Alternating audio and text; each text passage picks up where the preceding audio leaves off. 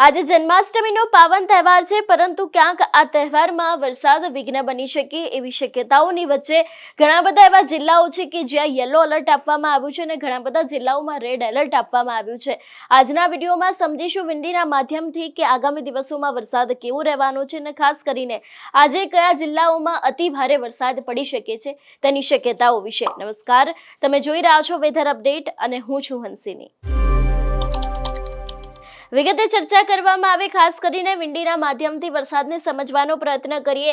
12 વાગ્યાની આસપાસ ચોટીલાના આસપાસના જેટલા પણ વિસ્તારો છે ત્યાં ક્યાંક યલો એલર્ટ આપવામાં આવ્યું છે, એટલે કે અહીં ભારે વરસાદ પડી શકે છે। તેની સાથે બોટાદમાં વરસાદ દેખાઈ રહ્યો છે, સુરેન્દ્રનગરમાં વરસાદ દેખાઈ રહ્યો છે, અમદાવાદમાં પણ ક્યાંક વરસાદ પડી શકે છે એવી શક્યતાઓ છે, નડિયાદમાં વરસાદ પડી શકે છે, વડોદરા છે, આણંદ છે, ભરૂચ છે, આ દરેક જે વિસ્તારો છે ત્યાં ક્યાંક ભારે વરસાદ પડી શકે છે એવી શક્યતાઓ અત્યારે હાલ પૂરતી 12 વાગ્યાના આસપાસના સમયની દેખાઈ રહી છે।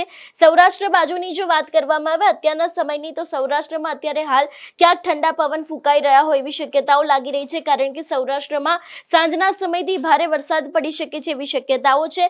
ખાસ કરીને જો તેના બાદની જો વાત કરવામાં આવે 2 વાગ્યાની આસપાસ ગુજરાતમાં જે સિસ્ટમ સક્રિય થઈ છે તેની સીધી અસર જોવા મળી રહી છે। 2 વાગ્યાની આસપાસ ખાસ કરીને ભાવનગર છે વરસાદ પડી શકે છે, બોટાદમાં વરસાદ પડી શકે છે, જસદણ છે, ગોંડલ છે, રાજકોટમાં પણ છૂટોછવાયો વરસાદ પડી શકે છે એવી શક્યતાઓ છે। તેની સાથે સુરેન્દ્રનગર, વિરમગામ અને અમદાવાદ જે મધ્ય ગુજરાતમાં આવેલા જિલ્લાઓ છે અહીં પણ ક્યાંક ને ક્યાંક અતિ ભારે વરસાદ પડી શકે છે એવી શક્યતાઓ દેખાઈ રહી છે। ખાસ કરીને અમદાવાદમાં જોઈ શકાય છે કે યલો એલર્ટ આપવામાં આવ્યું છે, અમદાવાદમાં પણ ક્યાંક વરસાદ જોવા મળી રહ્યો છે, ધોળકામાં પણ વરસાદ જોવા મળી રહ્યો છે, નડિયાદ છે, લુણાવાડા છે, તેની સાથે ગોધરા છે, અહીં પણ વરસાદ પડી શકે છે, વડોદરાની આસપાસના વિસ્તારો છે ત્યાં પણ ક્યાંક વરસાદ દેખાઈ રહ્યો છે। અને ખાસ કરીને ચોટીલા, રાજકોટ કે જ્યાં સૌરાષ્ટ્રના મેળા થતા હોય છે, જન્માષ્ટમીના મેળા થતા હોય છે, એ મેળામાં પણ ક્યાંક ને ક્યાંક વરસાદ બપોરના સમયથી વિઘ્ન બની શકે છે એવી શક્યતાઓ દેખાઈ રહી છે। એ બાદની જો વાત કરવામાં આવે આગળના સમયની 3 થી 4 વાગ્યાની આસપાસ હવે આ વરસાદ છે તે વધારે મજબૂત બની રહી છે, જે સિસ્ટમની અસર છે તે સીધી જ ગુજરાત ઉપર જોવા મળી રહી છે। જે પ્રમાણે મેં કહ્યું એ પ્રમાણે મધ્ય ગુજરાતમાં જે અમદાવાદ છે, વિરમગામ છે, ધોળકા છે, સુરેન્દ્રનગર છે, અહીં ક્યાંક આની ભારે અસર થઈ રહી હોય એવું દેખાઈ રહ્યું છે, કારણ કે લુણાવાડા છે, ગોધરા બાજુ પણ ક્યાંક આની અસર જોવા મળી રહી છે, મહેસાણામાં પણ વરસાદ જોવા મળી રહ્યો છે, હિંમતનગરમાં વરસાદ જોવા મળી રહ્યો છે, ખંભાત છે, વડોદરા છે, તેની સાથે ભાવનગર છે, બોટાદ, ચોટીલા, રાજકોટ, જામનગર છે, ગોંડલ, જસદણ, અમરેલી, જુનાગઢ છે ને જે તે નીચેના જિલ્લાઓ આવેલા છે, દરેક જિલ્લાઓમાં સિસ્ટમની સીધી અસર થતી હોય એવી શક્યતાઓ દેખાઈ રહી છે।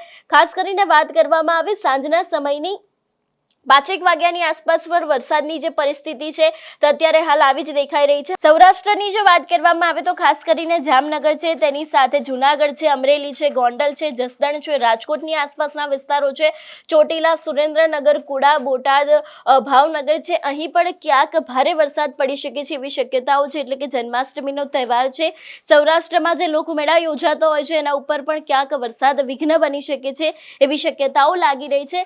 ખાસ કરીને હવે વાત કરવામાં આવે રેડ એલર્ટ વિશેની, અમદાવાદ છે અહીં પણ ક્યાંક ભારે વરસાદ પડી શકે છે એવી શક્યતાઓ છે। ખાસ કરીને મહેસાણા અને હિંમતનગરની આસપાસના જેટલા પણ વિસ્તાર આવેલા છે ત્યાં અહીં ક્યાંક રેડ એલર્ટ પણ દેખાઈ રહ્યું છે, એટલે કે અતિ ભારે વરસાદ પડી શકે છે એવી શક્યતાઓ લાગી રહી છે। હિંમતનગર પણ ક્યાંક આની અંદર આવી ગયું છે, અને જે રાજસ્થાન બાજુના વિસ્તારો છે ત્યાં પણ ક્યાંક ને ક્યાંક ભારે વરસાદ પડી શકે એવી શક્યતાઓ છે। ખેડબ્રહ્મા છે, પાલનપુર છે, તેની સાથે રાધનપુર છે, કુડા છે, સુરેન્દ્રનગર, અહીં પણ ક્યાંક ભારે વરસાદ પડી શકે એવી શક્યતાઓ સાંજના સમયની લાગી રહી છે। એ બાજુ વાત કરવામાં આવે લગભગ 7 વાગ્યાની આસપાસ હવે આ વરસાદ છે તે ક્યાંક ધીરો પડ્યો હોય એવી શક્યતાઓ દેખાઈ રહી છે। સાંજના 7 વાગ્યાની આસપાસની જો વાત કરવામાં આવે તો ખાસ કરીને ગાંધીધામ છે, રાપર છે, કુડા છે, સુરેન્દ્રનગર, ચોટીલા, રાજકોટ, જસદણ, ગોંડલ, અમરેલી, બોટાદ, અમદાવાદ છે, વિરમગામ છે, મહેસાણા છે, ધોળકા છે, ખંભાત છે, વડોદરા, અહીંયા દરેક વિસ્તારોમાં ક્યાંક ને ક્યાંક ભારે વરસાદ જોવા મળી શકે છે એવી શક્યતાઓની વચ્ચે હવે આગામી સમયમાં જોવાનું રહેશે કે આજે વરસાદી નવો રાઉન્ડ આવ્યો છે એનાથી ઘણા બધા જિલ્લાઓને ક્યાંક ભારે નુકસાન પહોંચી શકે છે એવી શક્યતાઓ પણ દેખાઈ રહી છે। હવામાન નિષ્ણાત પરેશ ગોસ્વામી આ વિષયને લઈને વધુમાં શું કહ્યું સાંભળીએ। એ સ્થિર થઈ ગઈ હતી, એટલે કે લગભગ 30 કલાક સુધી એક જગ્યાએ સ્થિર રહી અને ત્યાં કોઈ મૂવમેન્ટ નહોતી, ત્યારે એવું લાગતું હતું કદાચ ટ્રેક ચેન્જ થઈ શકે છે, પણ આજે 15 તારીખના રોજ ફરીથી એ સિસ્ટમ છે એ હવે ધીમે ધીમે મૂવમેન્ટ કરવાનું ચાલુ કર્યું છે અને સિસ્ટમ છે અત્યારે ઉત્તર પશ્ચિમ દિશામાં આગળ વધી રહી છે. એટલે મહત્વની વાત અને મહત્વના સમાચાર એ છે કે જે સૌ પ્રથમ જે સિસ્ટમ બને એ પહેલાં જ આપણે વાત કરી હતી કે સિસ્ટમ બનવાની છે ને એનો ટ્રેક છે એ આપણે મહારાષ્ટ્ર થઈને ગુજરાત તરફ આવશે અને ખાસ કરીને દક્ષિણ ગુજરાત અને સૌરાષ્ટ્ર ઉપર થઈને એ સિસ્ટમ પસાર થશે. ઘણા સમયથી જે આપણે ટ્રેકની વાત કરતા હતા, આપણે જે શક્યતાઓ દેખાતી હતી એ જ મુજબનો ટ્રેક હજુ છે, એમાં કોઈ ફેરફાર નથી અને હવે આગળ ઉપર જતાં એમાં ફેરફાર થવાની સંભાવનાઓ પણ ખૂબ ઓછી છે.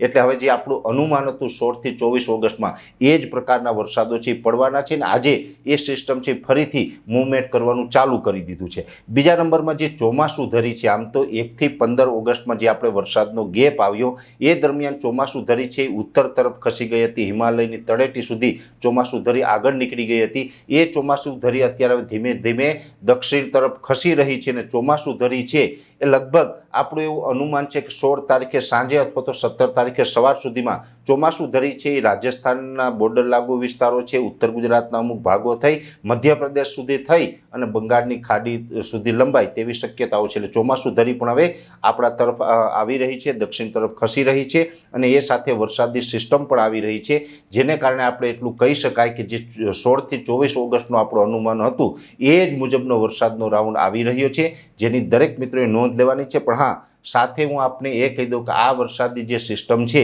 એ 16 થી ઓગસ્ટ સુધી આપણે વરસાદો પડવાના છે. એમાં આમ તો ગઈકાલે 14 ઓગસ્ટના રોજ પણ રાજ્યના અલગ અલગ વિસ્તારમાં છૂટાછવાયા વરસાદો નોંધાયા છે. આજે 15 તારીખના રોજ પણ ઘણી જગ્યાએ છૂટાછવાયા સામાન્ય અને અમુક જગ્યાએ મધ્યમ રેડા ઝાપટા અને મધ્યમ વરસાદો નોંધાયા છે. આવતીકાલે 16 તારીખથી વરસાદની તીવ્રતા વધવા જઈ રહી છે, પણ 16 તારીખે વરસાદની તીવ્રતા વધશે, 17 તારીખે એનાથી વધારે વધશે, પછી 18 તારીખથી અતિ રૌદ્ર સ્વરૂપ છે એ વરસાદ ધારણ કરે તેવી શક્યતાઓ છે. 18, 19 ને 20 તારીખ દરમિયાન રાજ્યને કાયદેસર આ વરસાદ છે એ ગમરોડી નાખશે અને ભારેથી અતિ ભારે વરસાદ જોવા મળે તેવી શક્યતાઓ છે. આમ તો એવરેજ આપણે બધા જ વિડીયોની અંદર વાત કરી દીધી છે કે ઓલ ઓવર ગુજરાતમાં સાર્વત્રિક વરસાદનો રાઉન્ડ આવવાનો છે. સૌરાષ્ટ્ર હોય, કચ્છ હોય, ઉત્તર ગુજરાત, મધ્ય ગુજરાત, દક્ષિણ ગુજરાત તમામ વિસ્તારોની અંદર આ વરસાદનો રાઉન્ડ આવવાનો છે. બધી જ જગ્યાઓમાં સારો વરસાદ હશે, પણ ખાસ કરીને દક્ષિણ ગુજરાત અને સૌરાષ્ટ્રના ભાગોની અંદર 18, 19 ને 20 તારીખ આ 3 દિવસ દરમિયાન લગભગ 10 ઇંચ અથવા તો તેનાથી પણ વધારે વરસાદ વરસી શકે છે. એટલે ભારેથી અતિ ભારે વરસાદનો રાઉન્ડ આવી રહ્યો છે. જે આપણું અનુમાન હતું એ જ ટ્રેક ઉપર અત્યારે સિસ્ટમ છે. ગઈકાલ સુધી જે સિસ્ટમ છે એ સ્થિર થઈ હતી, આજે ફરીથી એ સિસ્ટમે મૂવમેન્ટ કરવાનું ચાલુ કરી દીધું છે. એટલે આ ખૂબ સારા અને મોટા સમાચાર છે જે હું આપની સમક્ષ અત્યારે રજૂ કરી રહ્યો છું. ખાસ કરીને આમ તો આપણે વરસાદ વિશેની છેલ્લા 4-5 દિવસથી ઘણી બધી વાતો કરી રહ્યા છીએ, એમાં કોઈ નવી વાત નથી. અત્યારે જે આપણો અનુમાન હતો એ મુજબનો વરસાદ આવવાનો છે. એટલે ખાસ દરેક મિત્રોએ કાળજી રાખવી, સાવચેતી રાખવી અને અંતમાં દરેક ગુજરાતી મિત્રોને અપીલ છે કે અત્યારે જન્માષ્ટમીનો પર્વ ચાલી રહ્યો છે.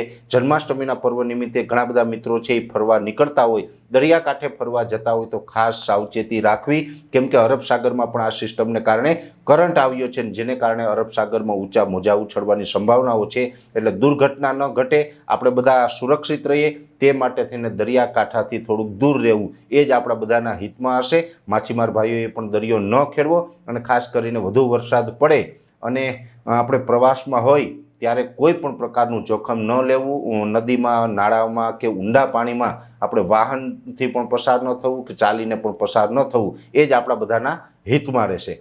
તમારું શું માનવું છે આ વિષયને લઈને અમને કમેન્ટ કરીને ચોક્કસથી જણાવજો. તેની સાથે અમારી ચેનલ નિર્ભય ન્યૂઝને લાઇક, શેર અને સબસ્ક્રાઇબ કરવાનું ભૂલશો નહીં. નમસ્કાર.